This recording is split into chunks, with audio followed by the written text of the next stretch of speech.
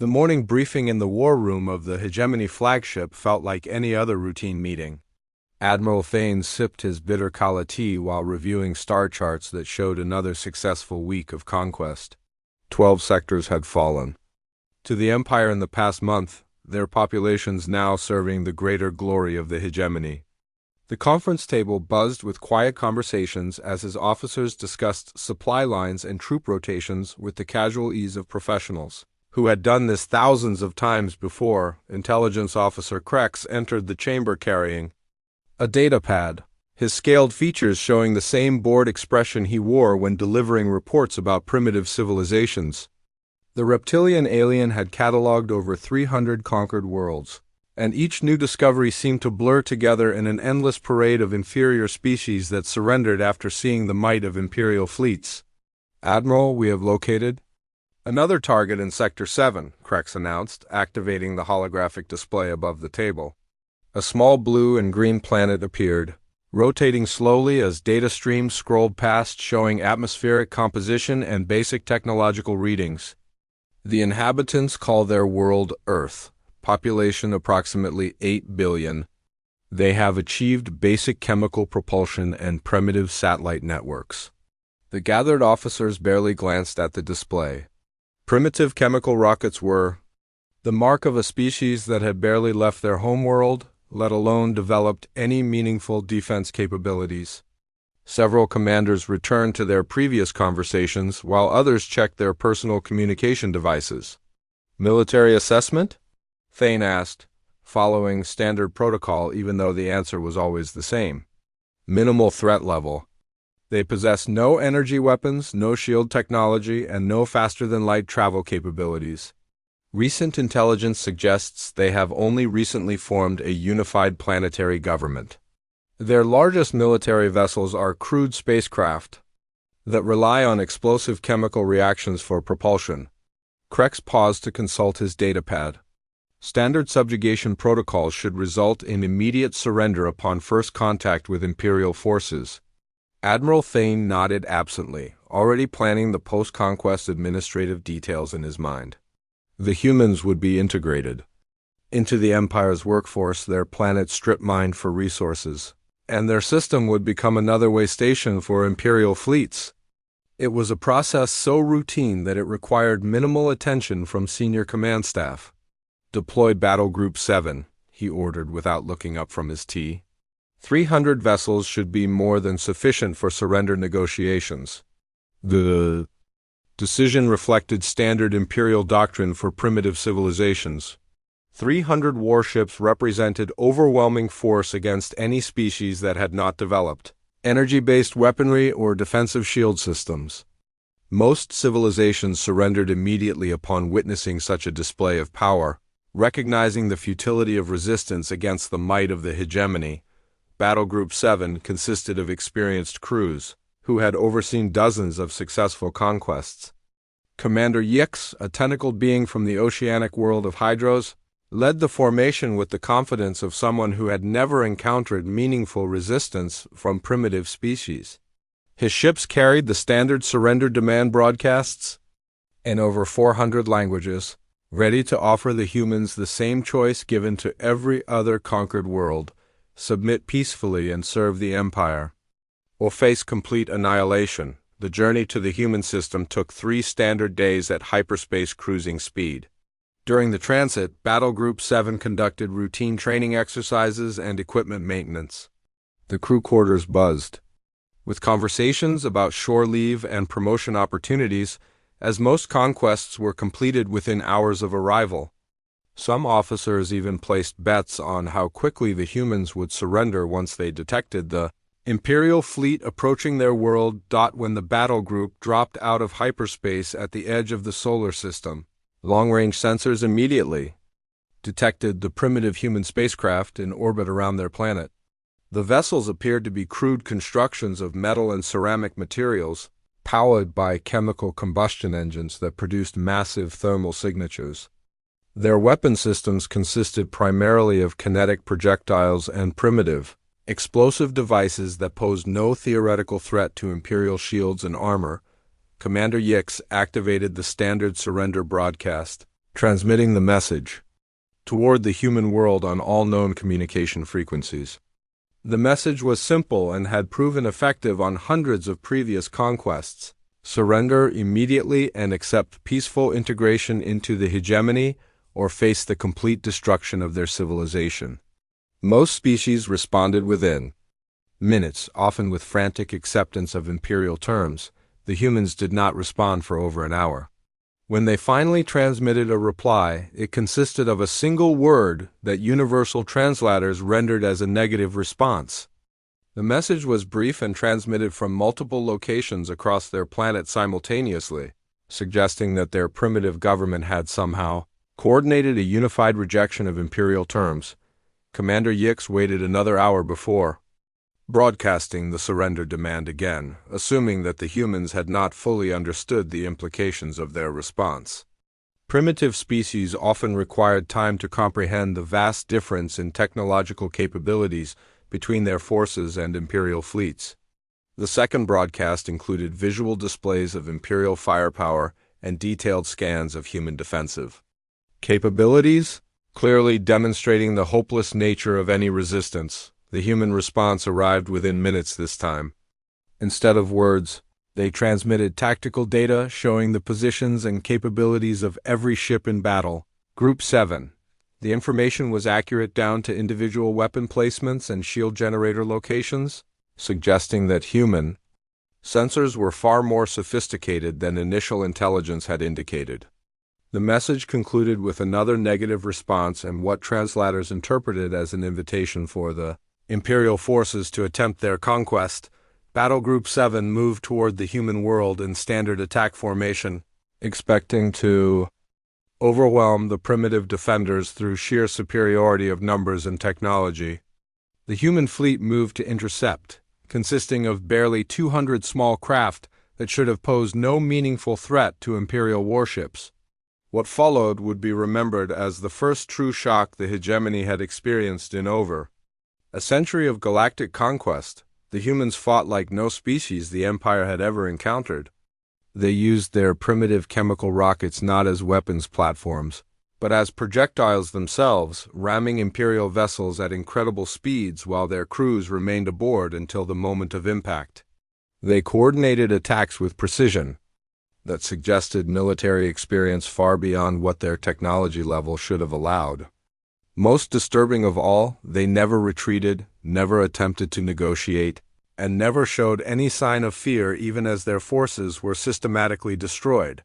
When Battle Group 7 finally retreated from the human system, 27 Imperial warships had been destroyed and dozens more required extensive repairs. The humans had lost over 60% of their defending fleet, but they were already launching new vessels from their planetary shipyards and broadcasting messages that universal translators rendered as victory celebrations. Commander Yix transmitted his report to Admiral Thane with trembling tentacles, knowing that what he had witnessed should have been impossible. Primitive species did not defeat Imperial battle groups. They did not possess the tactical knowledge or technological capabilities necessary to damage modern warships. Most importantly, they did not celebrate defeats that should have broken their will to resist. Admiral Thane read the battle report 3 times before accepting its implications. For the first time in his long military career, he felt something that had been absent from hegemony conquests for generations. He felt uncertainty about the outcome of a war against a primitive species that refused to acknowledge their own primitiveness. The Golden Throne Room of the hegemony capital world had witnessed the submission of 1,000 different species over the centuries. Emperor Valdris sat upon his crystalline seat, his 4 arms resting on armrests carved from the bones of long-extinct predators, while holographic displays showed the current extent of his galactic domain. The vast chamber stretched for hundreds of meters in every direction, its walls decorated with the banners of conquered worlds and the preserved weapons of defeated armies. News of the defeat at the human world had reached the capital faster than Admiral Thane's return journey, spreading through the Imperial communication networks like wildfire. Throughout the Empire, garrison commanders and planetary governors whispered about the impossible reports from Sector 7. A primitive species had not only refused to surrender but had actually inflicted casualties on an Imperial battle group. Admiral Thane knelt before the throne, his dress uniform bearing the medals and honors earned through decades of successful conquests. Behind him stood a dozen witnesses from the military command structure, their faces showing mixtures of disbelief and concern. The Emperor's golden eyes fixed upon the Admiral, with an intensity that had preceded the execution of countless failures throughout Imperial history. Explain to me how 300 of my warships were defeated by chemical rockets, Emperor Valdris said, his voice carrying the weight of absolute authority. The words echoed through the throne room, amplified by acoustic systems designed to make the Emperor's pronouncements heard clearly by even the largest gatherings. Admiral Thane raised his head slowly, knowing that his next words would determine whether he left the throne room alive or joined the countless other failures whose remains decorated the Imperial gardens. Your Imperial Majesty, the humans did not defeat Battle Group 7 through superior technology. They defeated it through tactics and determination that exceeded all previous models of primitive behavior. The Emperor leaned forward, his claws extending slightly from their sheaths in a gesture that every Imperial citizen recognized as a sign of growing anger. Are you suggesting that our military doctrine is flawed? That our understanding of warfare is inferior to that of primitives, who have never left their own star system? No, Your Imperial Majesty. I am suggesting that the humans represent something we have never encountered before. They fight not to win, but to ensure that victory costs us dearly. They turn their own vessels into weapons when their conventional armaments prove insufficient. They sacrifice themselves without hesitation if it means destroying one of our ships. Admiral Thane paused, choosing his words carefully. They fight as if they believe that causing us casualties is more important than preserving their own lives. The throne room fell silent except for the quiet humming of the life support systems and the distant sounds of the capital city beyond the palace walls. Emperor Valdris had conquered over half the known galaxy by understanding the psychological weaknesses of every species he encountered. Fear, greed, survival instinct, and the desire for comfort had proven universal among intelligent life. The humans appeared to possess none of these expected weaknesses. What do our xenobiologists say about their psychology? The Emperor asked, gesturing toward the scientific advisors who stood near the side walls of the throne room. Chief Biologist Korn stepped forward, his crystalline form refracting the golden light of the throne room into dancing patterns across the floor. Your Imperial Majesty, our analysis of captured human communications and behavior patterns suggests that they possess an unusual relationship with death and sacrifice. Where most species view individual survival as paramount, humans appear to prioritize collective survival above personal safety. Elaborate. They refer to their dead as heroes rather than casualties. They commemorate defeats as victories if they inflict sufficient damage on their enemies. Most significantly, they appear to become more dangerous when threatened rather than more compliant. Korn activated a small holographic display showing intercepted human communications. They are referring to our attack as a wake-up call and are mobilizing their entire population for what they term total war.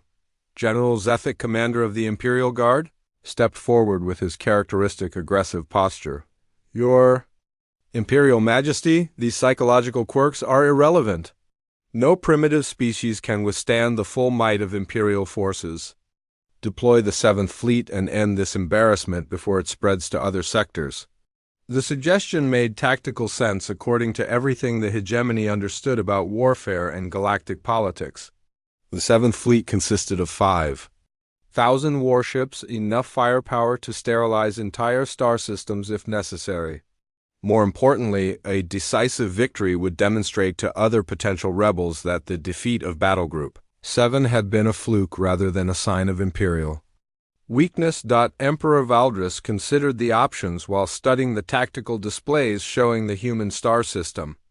Intelligence reports indicated that the humans were rapidly expanding their orbital defenses and launching new vessels at a rate that seemed impossible for a species with such primitive industrial capacity.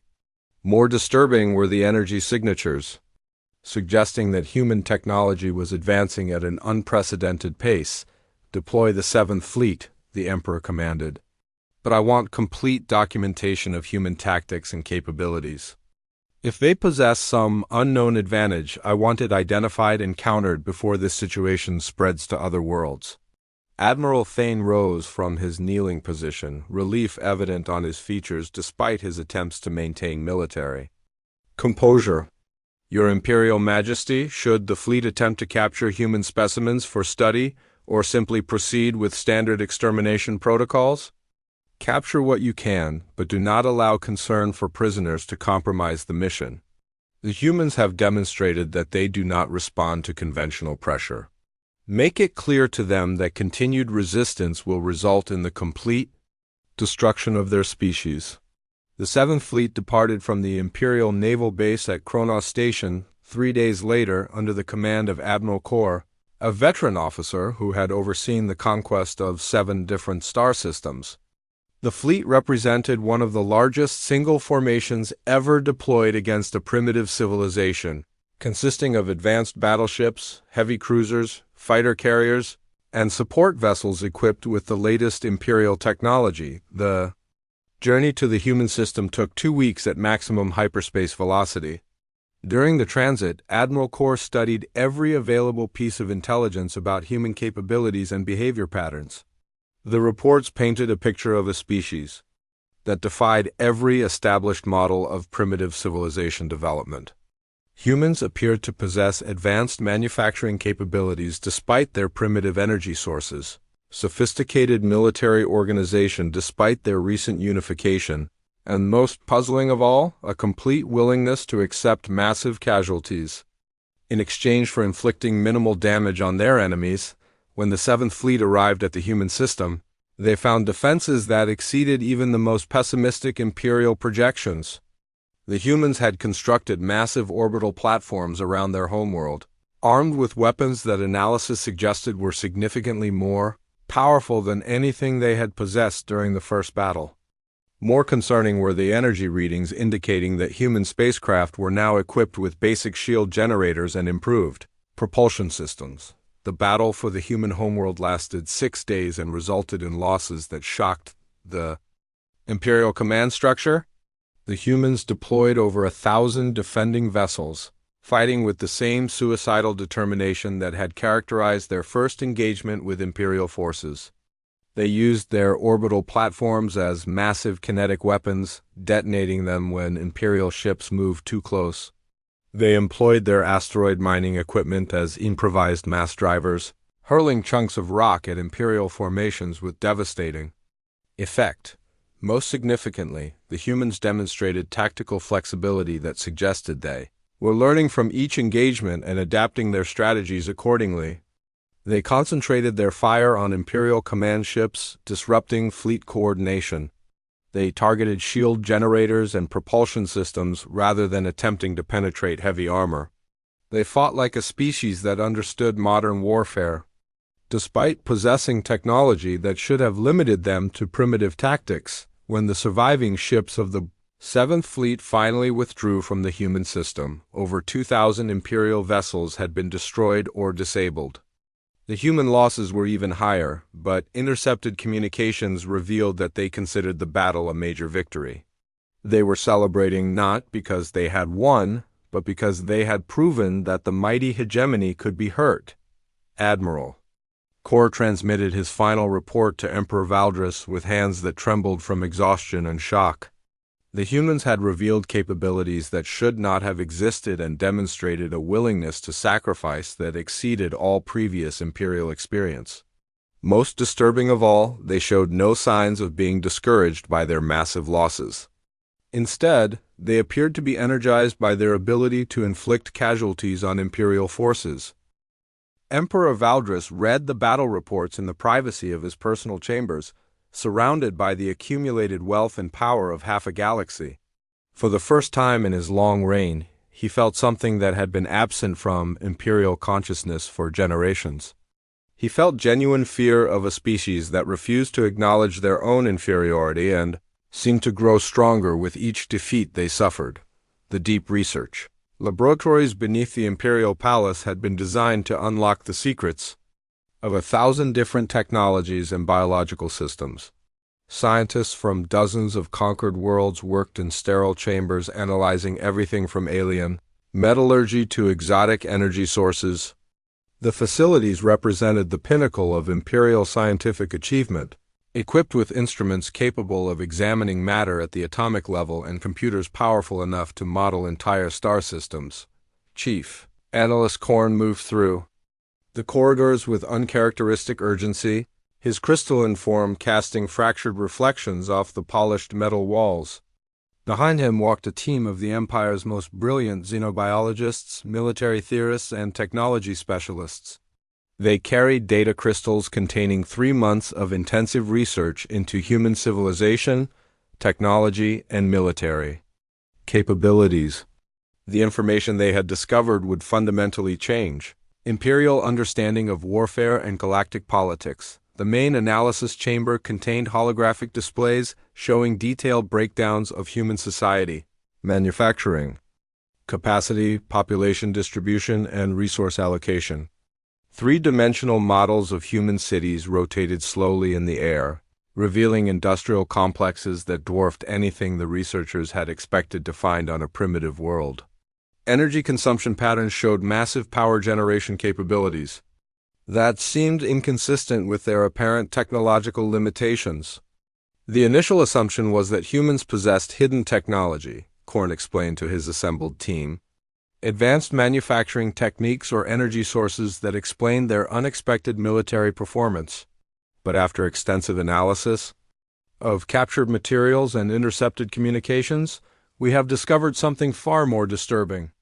The holographic displays shifted to show human military installations alongside civilian infrastructure.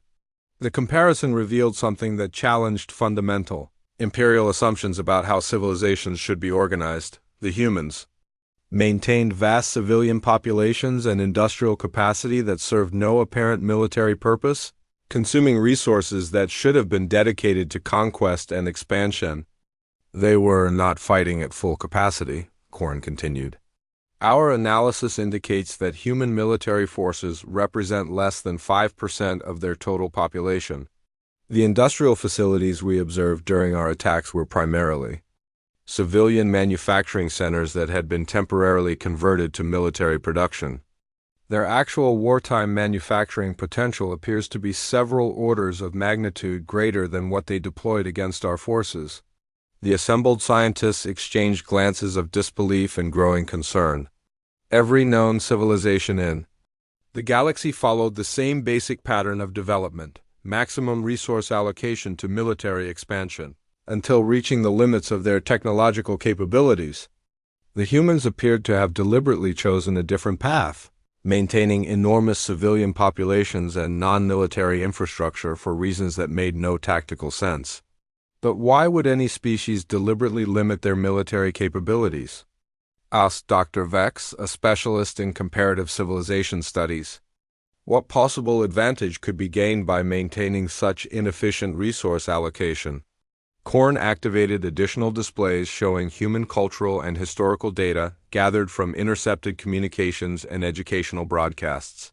The information painted a picture of a species that had conquered their own homeworld through millennia of increasingly destructive warfare, eventually developing weapons capable of destroying their entire civilization multiple times over. Instead of using these capabilities for galactic expansion, they had chosen to limit their military forces and focus on what they termed quality of life. They call it peace, Korn explained. The humans fought wars among themselves for thousands of years, developing increasingly sophisticated methods of destruction. When they finally achieved global unification, they deliberately chose to reduce their military capabilities and redirect their resources towards civilian pursuits. They maintain the capacity for total warfare, but have voluntarily restrained themselves. The implications hung in the laboratory air like a toxic gas. The humans had not been fighting desperately against overwhelming odds. They had been treating the hegemony as a minor threat that could be handled by local defense forces, while the majority of their civilization continued with normal peacetime activities. The battles that had shocked Imperial command had been mere skirmishes from the human perspective. What would happen if they abandoned these self-imposed limitations? Dr. Vex asked. Though the question clearly terrified him, Korn manipulated the holographic displays to show projections based on full human military mobilization. The numbers that appeared made several scientists step backward involuntarily. If the humans converted their civilian infrastructure to military production and mobilized their entire population for warfare, they could potentially field fleets, numbering in the hundreds of thousands of vessels. Their manufacturing capacity could produce war materials at rates that would dwarf imperial industrial output. These calculations assume they maintain their current technological limitations. Korn added quietly. But their rate of advancement during the past 3 months suggests that full mobilization would also accelerate their technological development. They might develop capabilities that exceed current imperial standards. The research team stood in stunned silence, contemplating the true magnitude of what the Empire had awakened. The humans had not been a primitive species lucky enough to win a few battles against superior forces. They had been a sleeping giant that the hegemony had accidentally provoked into consciousness. Worse, they had demonstrated that their restraint was voluntary rather than imposed by technological limitations. "We must inform Emperor Valdris immediately," Dr. Vex said, his voice trembling with urgency. "If the humans achieve full mobilization before we can negotiate a settlement, the Empire faces a threat unlike anything in our history." Korn gathered the data crystals and prepared for the journey to the throne room, knowing that the information he carried would terrify the most powerful being in the known galaxy.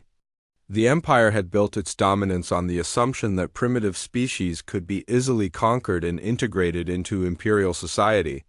The humans had revealed that some species chose to appear primitive while possessing capabilities that could threaten galactic civilizations. The throne room seemed different when Korn arrived to deliver his report. Emperor Valdris sat surrounded by military advisors and strategic planners who had been working frantically to develop responses to the human threat. Maps showing Imperial fleet positions covered the walls, while tactical displays projected various invasion scenarios and casualty estimates. The atmosphere felt heavy with the weight of decisions that would determine the fate of countless worlds. "Speak," Emperor Valdris commanded, his golden eyes fixed upon the scientist with an intensity that had preceded the destruction of entire star systems. "Your Imperial Majesty, our analysis of human civilization has revealed that they possess capabilities far beyond what they have demonstrated in battle. The forces they deployed against our fleets represent a tiny fraction of their total military potential.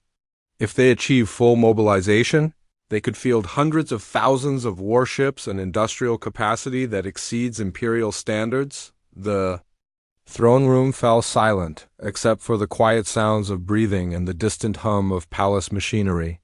Emperor Valdris leaned forward slowly, his claws extending from their sheaths in a gesture that every person present recognized as a prelude to violence. "Are you telling me that we have been fighting children?" the Emperor asked, his voice carrying a dangerous quiet that was more terrifying than any shout. "Not children, Your Imperial Majesty. We have been fighting a species that chose restraint over conquest, peace over expansion, and civilian prosperity over military dominance. They have been treating our attacks as local emergencies rather than existential threats. But our intelligence suggests that this is changing. Human communications indicate they are abandoning their peacetime limitations and preparing for what they call total war." Emperor Valdris sat back in his throne, contemplating the implications of facing an enemy that had been holding back during their previous encounters. The humans had inflicted terrible casualties on Imperial forces while barely treating the mighty hegemony as a minor inconvenience that could be handled by part-time defenders. If they dedicated their full capabilities to warfare, they might prove unstoppable. How long do we have before they complete this mobilization? The Emperor asked.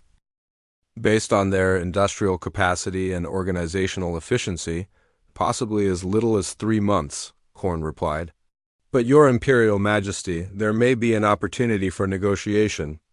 The humans appear to prefer diplomatic solutions and might accept a peace treaty that acknowledges their independence. The suggestion of negotiating with a primitive species would have been considered treason under normal circumstances. But these were not normal circumstances. The Empire faced an enemy that had chosen to appear weak while possessing strength that could challenge Imperial dominance. The humans had revealed that there were species in the galaxy that could threaten the hegemony's supremacy if properly motivated. Emperor Valdris stared at the tactical displays showing human territory, knowing that his next decision would determine whether the Empire continued its expansion or faced the first serious threat to its existence in over a century. The humans had awakened from their self-imposed slumber, and the galaxy would never be the same. The massive orbital shipyard above Luna had been designed for peaceful cargo vessel construction and civilian space exploration projects. Now it hummed with the constant activity of military production as thousands of workers converted civilian facilities into instruments of war. Welding torches created brilliant stars in the darkness of space while heavy machinery moved armor plating and weapon systems into position. The transformation represented humanity's response to an enemy that had underestimated their capabilities and awakened something that had been sleeping for generations. Captain Roy Miller stood before the observation deck windows, watching as his new command took shape in the construction framework beyond. The heavy cruiser Defiant Spirit represented the pinnacle of human military engineering, incorporating lessons learned from the previous battles with Imperial forces. Her hull showed the distinctive angular design that human engineers had developed to deflect energy weapons, while her weapon ports revealed the powerful railguns and missile systems that had proven effective against Imperial shields. Miller had been commanding civilian cargo haulers just 6 months earlier, moving supplies between Earth's colonies and mining stations throughout the solar system. The transformation of human society had changed everything, converting peaceful merchants into warriors and civilian infrastructure into military assets. The process had been remarkably smooth, suggesting that humanity had always possessed the organizational capabilities necessary for total war but had simply chosen not to employ them. "Sir, Admiral Torres wants to speak with you," announced Lieutenant Hayes from the communication station. The young officer had been studying interplanetary logistics before the war began, but now he coordinated military communications with the efficiency of a career naval operator. The holographic display activated to show Admiral Torres in the command center of the Terra's Resolve, humanity's first purpose-built battleship. Behind her, staff officers worked at tactical displays showing fleet positions throughout human space and beyond. The atmosphere conveyed the controlled urgency of a species that had finally committed its full resources to warfare after centuries of peaceful development. "Roy, you've seen the intelligence reports about Imperial fleet movements," Admiral Torres began without preliminary pleasantries. "They're pulling back their border forces and concentrating everything for what appears to be a final assault. Conservative estimates suggest they're assembling over 50,000 warships."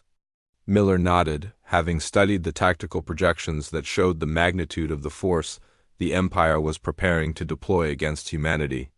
The numbers represented the largest military formation in recorded galactic history, enough firepower to sterilize multiple star systems. Under normal circumstances, such overwhelming force would guarantee victory against any opposition. "What's our response going to be?" Miller asked, though he suspected he already knew the answer based on the industrial activity visible throughout human space. Full mobilization was authorized by the Global Council 2 hours ago. Every shipyard, every factory, every able-bodied citizen is being integrated into the war effort. The President addressed the species 30 minutes ago and declared that humanity will no longer limit itself to defensive operations. Admiral Torres paused, her expression showing the weight of commanding humanity's first offensive military campaign in over 2 centuries.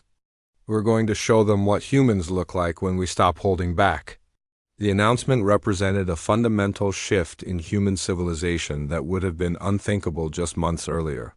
For generations, humanity had deliberately maintained minimal military forces and focused on civilian prosperity, scientific advancement, and cultural development. The imperial attacks had forced a return to humanity's warrior heritage, awakening capabilities that had been suppressed but never eliminated. "What are our target objectives?" Miller asked, knowing that human strategic planning had moved far beyond simple defense of the home system. "Nexer Prime," Admiral Torres replied, referring to the regional capital of the Hegemony Empire. "Intelligence suggests that capturing their administrative center will cause the collapse of imperial authority throughout this sector. More importantly, it will demonstrate to every species in the galaxy that the Empire can be defeated." The plan represented classic human strategic thinking, focusing on psychological impact as much as military objectives. Rather than engaging the Imperial fleet in a massive space battle that would result in enormous casualties on both sides, humanity intended to strike at the heart of Imperial power structure. The approach relied on speed, surprise, and the superior mobility that human forces had demonstrated in previous engagements.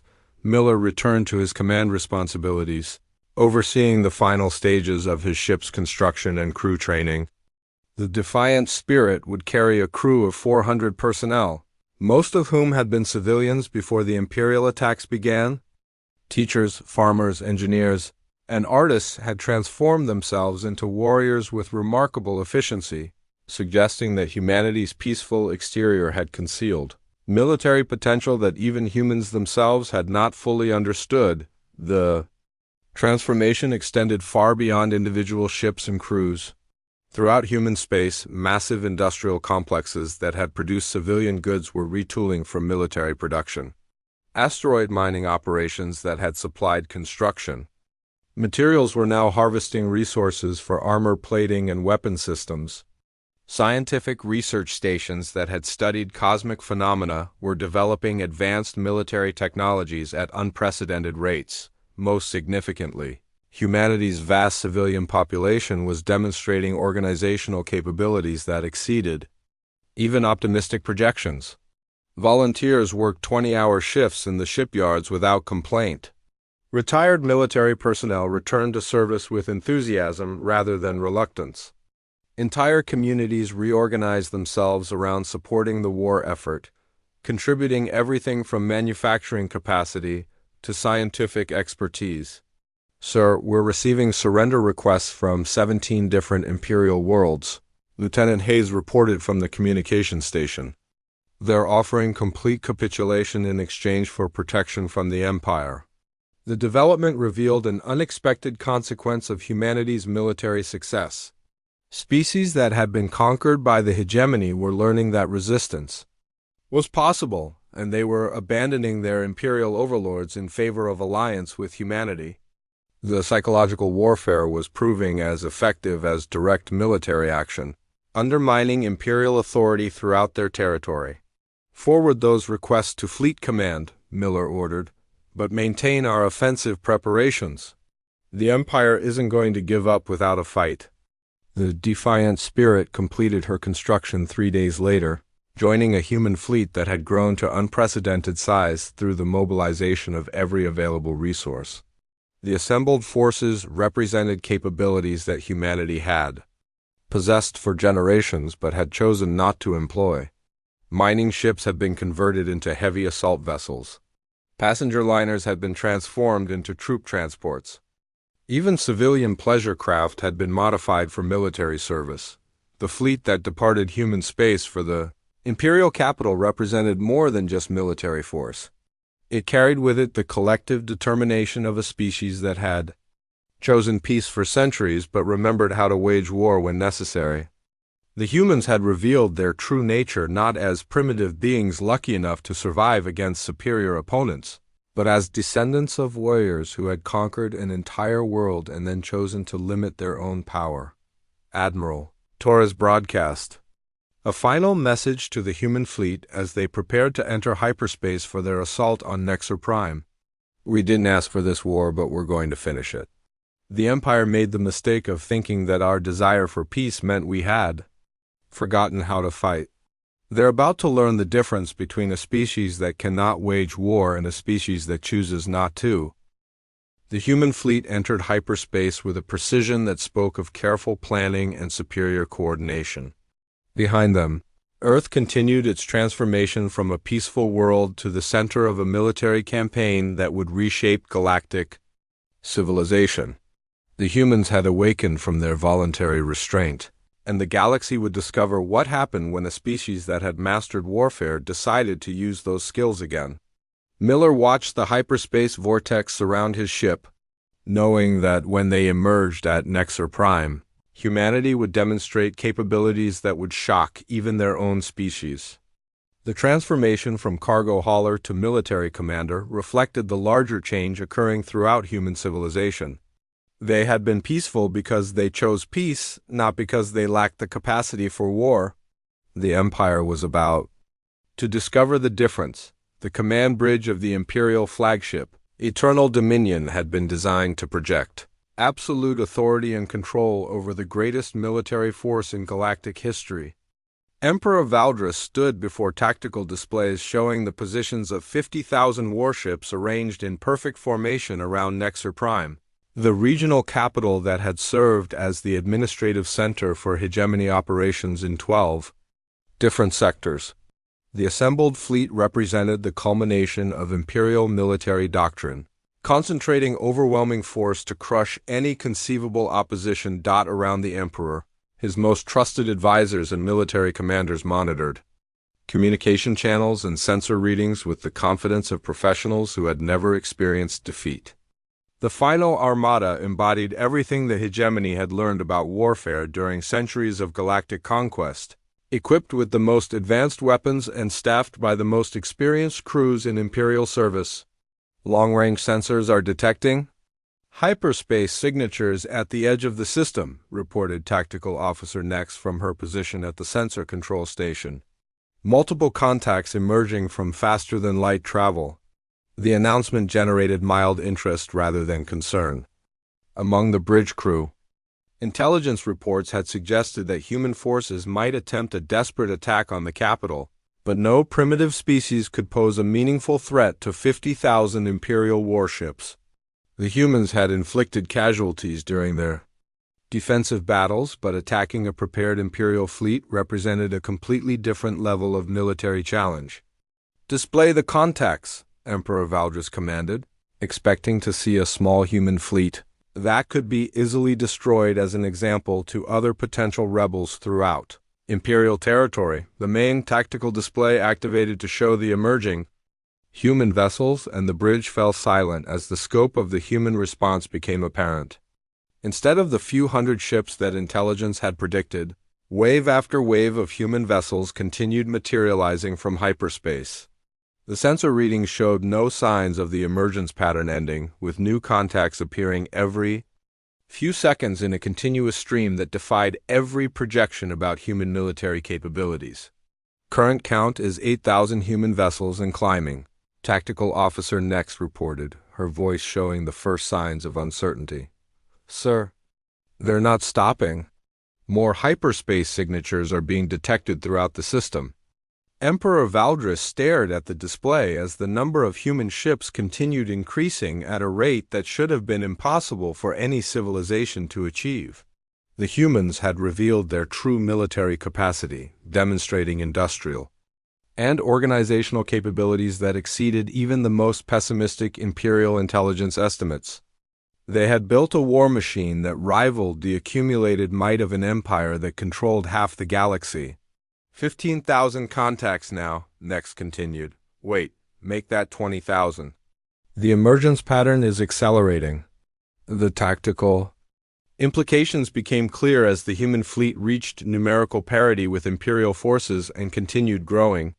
The humans had not sent a desperate strike force to attack the capital. They had mobilized their entire civilization for a single massive engagement that would determine the future of both species. Every human shipyard, every converted civilian vessel, and every available crew had been committed to this decisive battle. "Your Imperial Majesty," Admiral Thane said quietly, his voice carrying the weight of someone who finally understood the true magnitude of what they faced. "Current human fleet strength exceeds 40,000 vessels. They have achieved numerical near parity with our forces." The Emperor's claws extended fully from their sheaths, scraping against the metal railing of the command platform. The sound echoed through the bridge like the growl of a predator that had suddenly realized it was no longer the apex hunter. Around him, Imperial officers watched their tactical displays with growing horror as the human fleet continued expanding beyond all reasonable projections. 60,000 contacts, Nex reported, her voice now openly trembling. "They're deploying an attack formation across multiple vectors. Sir, some of these vessels are reading as converted civilian craft, but their weapon signatures suggest they're heavily armed." The truth became undeniable as the human fleet reached sizes that dwarfed even the final armada. The humans had accomplished, in 3 months, what should have taken decades, converting their entire peaceful civilization into a military force that challenged the greatest empire in galactic history. They had revealed that their previous restraint had been voluntary, rather than imposed by technological limitations. Emperor Valdris studied the tactical display showing human ship formations that demonstrated military sophistication far beyond what any primitive species should have possessed. The vessels moved with coordinated precision that spoke of unified command structure and advanced communication systems. More disturbing were the energy readings suggesting that human technology had advanced significantly during their mobilization. Period. 85,000 human vessels confirmed, Next announced. "Emperor, they outnumber us almost 2 to 1. The psychological impact of facing superior numbers for the first time in Imperial history rippled through the bridge crew like a physical force. The hegemony had built its dominance on the assumption that overwhelming force guaranteed victory, but the humans had turned that doctrine against them. They had demonstrated that some species possessed hidden capabilities that could challenge established galactic powers. "Signal all ships to maintain formation," Emperor Valdris commanded, his voice retaining its authority despite the unprecedented situation. "Prepare for engagement." The Battle of Nexer Prime began with a human attack that demonstrated tactical innovation beyond anything in Imperial experience. Instead of attempting a direct assault against Imperial formations, human forces divided into multiple smaller fleets that struck at different points simultaneously. They used their superior numbers to create local advantages while avoiding the concentrated firepower that made Imperial battle lines so effective. Human vessels demonstrated combat capabilities that exceeded their apparent technological limitations. Converted civilian ships fought alongside purpose-built warships with equal effectiveness, suggesting that human crews possessed training and determination that transcended equipment advantages.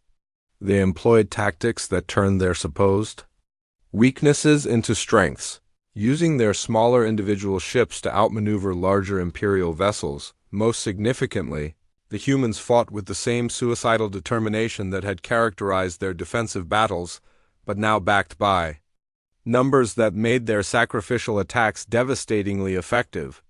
They coordinated ramming attacks that destroyed Imperial capital ships at the cost of smaller human vessels.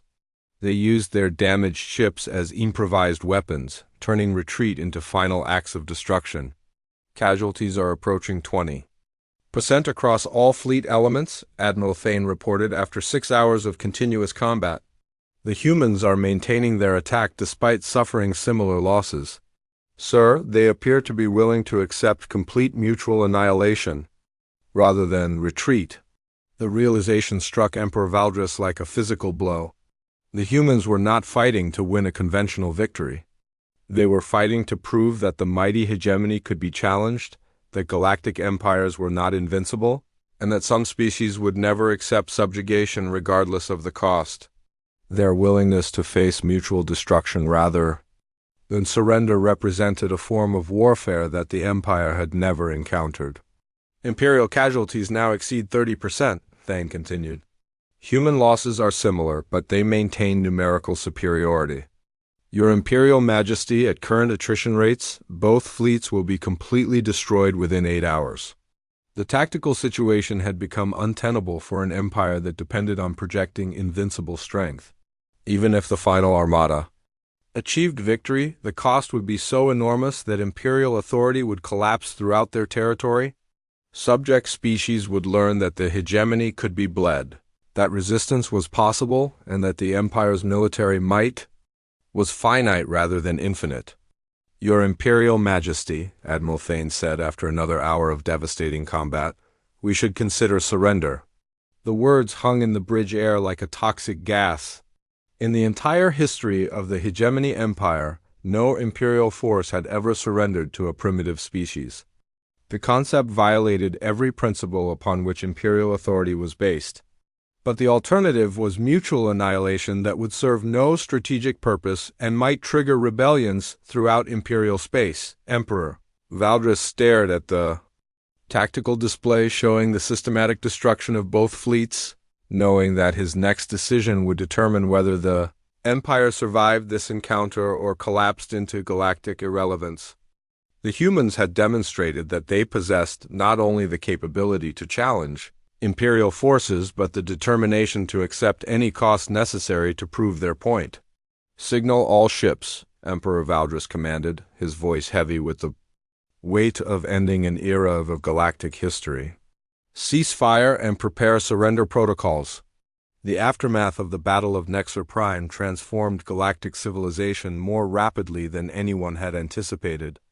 Human fleets appeared throughout former imperial territory not as conquerors seeking domination, but as liberators offering genuine freedom to species that had been subjugated for generations. They established trade agreements based on mutual benefit rather than exploitation, shared technology rather than hoarding it, and most remarkably, offered alliance between equals rather than demanding submission. Admiral Torres stood on the bridge of the Terra's Resolve above the former imperial capital, watching as the largest human fleet ever assembled maintained perfect formation in a silent demonstration of what happened when humanity abandoned its self-imposed restraint. Around her, communication officers processed diplomatic requests from dozens of different species that wanted to establish formal relations with the new galactic power. Ma'am, we're receiving surrender documents from the remaining imperial governors. Throughout this sector, her communications officer reported, they're requesting terms for peaceful transition to human protection. Torres nodded, knowing that the galaxy had learned a lesson that would reshape interstellar politics for generations. Humanity had proven that the greatest military force was not overwhelming technology or superior numbers, but the determination of a species that refused to accept defeat. The Empire had fallen not because humans were stronger, but because they had been willing to sacrifice everything to prove that freedom was worth any cost. Signal the fleet, Torres ordered. Begin withdrawal to peacetime deployment. Our work here is finished. As human ships began departing for home, they left behind a galaxy forever changed by the knowledge that some species would never bow to tyranny. The age of galactic empires built on fear and submission had ended. The age of voluntary alliance between free peoples had begun, founded on the principle that humanity had demonstrated at such terrible cost that the desire for peace should never be mistaken for an inability to wage war.